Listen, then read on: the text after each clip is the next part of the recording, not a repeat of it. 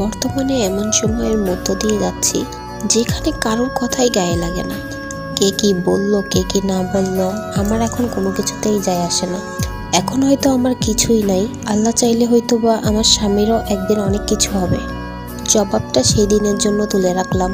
আমার দুঃসময়ে যারা আমাকে নিয়ে সামনে অথবা পিছনে হাসি ঠাট্টা করতেছেন, আমি সব কিছুই বুঝতে পারি।